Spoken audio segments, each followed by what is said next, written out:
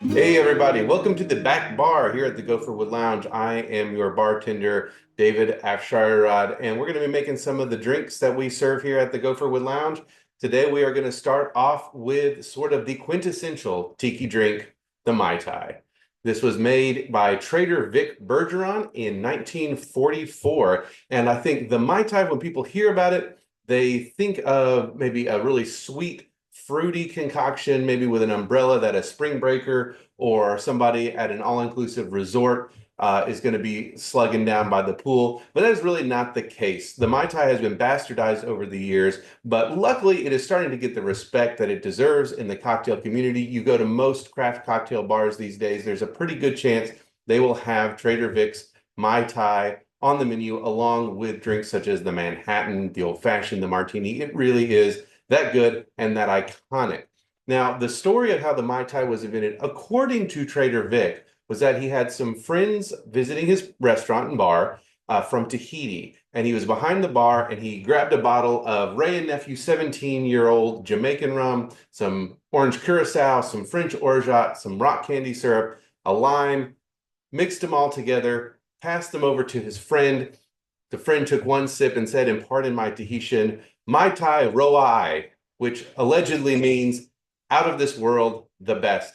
And for a lot of people, the Mai Tai really is the best tiki drink. And it's also a great place to start with tiki drinks if you are not familiar with doing these kind of things, because it's relatively simple. As we'll see in some future installments here, the Mai Tai is only 5 ingredients. Some tiki drinks can get pretty absurd with the ingredients and the amounts that you need to figure out to mix them up. So we're going to start here. I think it's the perfect place to start. If you guys would, please do hit the like, subscribe, hit the notifications bell, share this with anybody, whether they are a fan of art press and genre fiction, or maybe they just really want to make some great tiki drinks at home. Okay, so let's get started here. First up, we're going to look at hardware. So we're going to need a double old-fashioned glass. This is often called a Mai Tai glass. What do you know? The one we have here is from Trader Vic's restaurants. This holds about 15 ounces. You could put this in a tiki mug or in anything, of course, but this is the traditional vessel for this. Next up, we're going to use a cocktail shaker for this. Trader Vic's drinks are typically shaken. As we'll see in future episode, Don the Beachcombers often use a mixer. So we're going to use a shaker for this. You are going to need a jigger or some sort of a shot glass with graduated measurements. Really, any cocktail bar worth its salt and any home bartender, you really need to be measuring your ingredients out.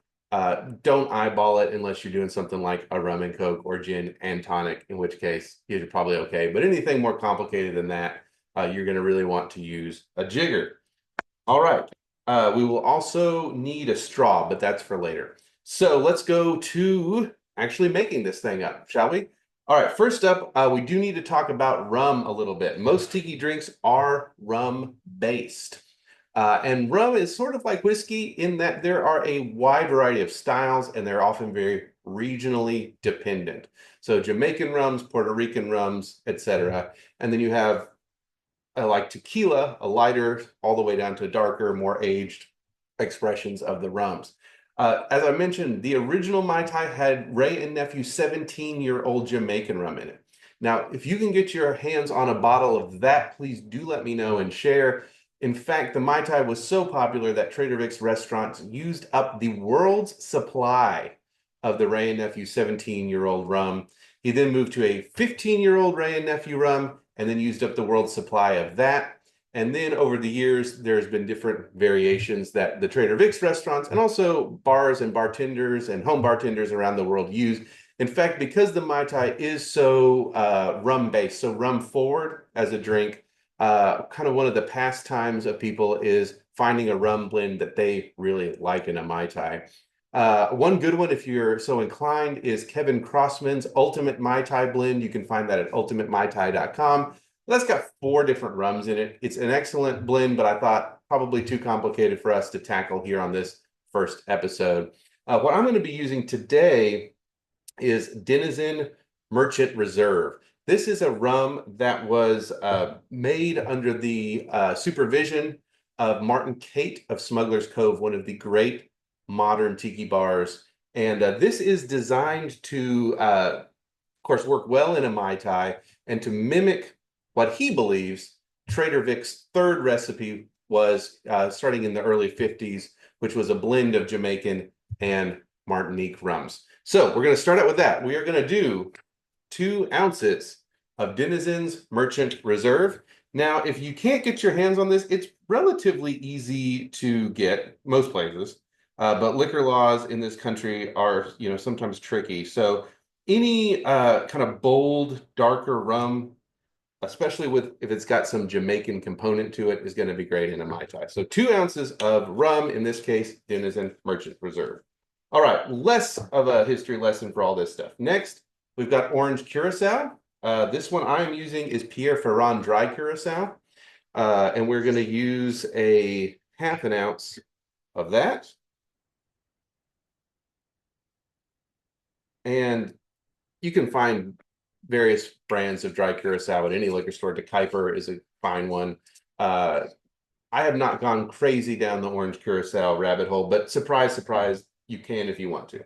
Next ingredient, and this is one of the keys to the Mai Tai along with Jamaican rum, is orgeat syrup. This is an almond-based syrup with some other botanicals in it. We're using Trader Vic's today.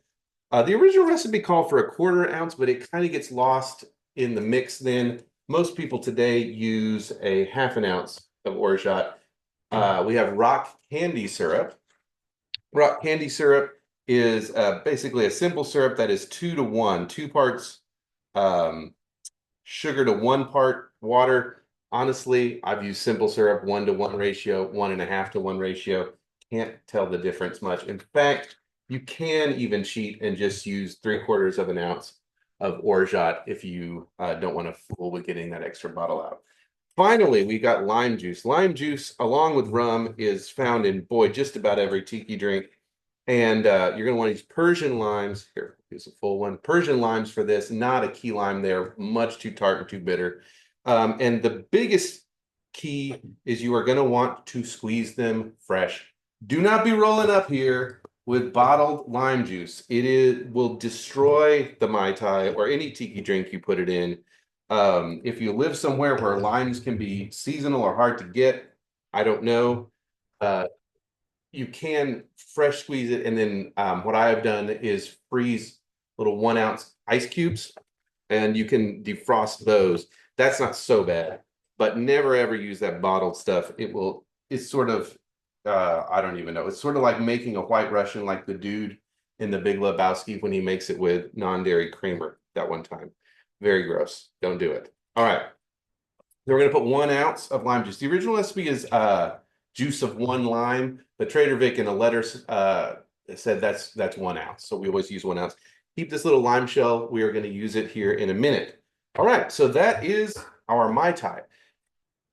Now, another thing that is component of tiki drinks, we kind of broadly call all alcoholic mixed drinks cocktails these days. Cocktail is actually a specific kind of mixed drink. Tiki drinks are mostly punches. And that's an old style. And there's a clever rhyme with what proportion of sweet and sour and weak and strong you use that I cannot recall off the top of my head. But tiki drinks are punches. They are served over ice, and lots and lots of crushed ice is actually a key to the taste of a tiki drink, because it is going to offer some dilution here. So get yourself some crushed ice, run to Sonic, whatever you want to do. That pellet ice is really good for these. That down in there, and then we are going to shake.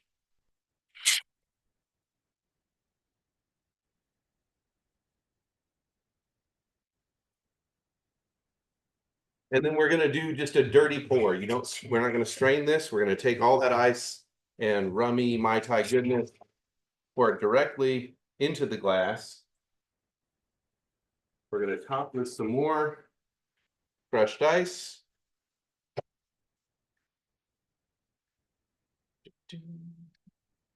All right. And then we are going to garnish this with our half of a spent lime shell and some fresh mint And you really do want to be sure that you are putting that mint in there. In a pinch, if you don't have it, I guess you can go without it, but it is really part of the drink experience. You get that scent of the mint and that kind of mingles with the deliciousness of the Mai Tai. And allegedly, Trader Vic said that the lime shell and the mint sprig was supposed to look like a little tropical island with a palm tree on it. And I guess if you'd had enough Mai Tais, maybe it would look like that. So there we have it, the Trader Vic original, the Mai Tai. I'm going to take a sip now and let you guys know if I did a decent job on it. Yep, out of this world, the best. Hey everybody, thanks so much for taking some time out here to come back to the back bar here at the Gopherwood Lounge with me. Again, please be sure to like, subscribe, hit the notification bell, and share this around with anyone you think you might be interested. And remember, the humans win in the end.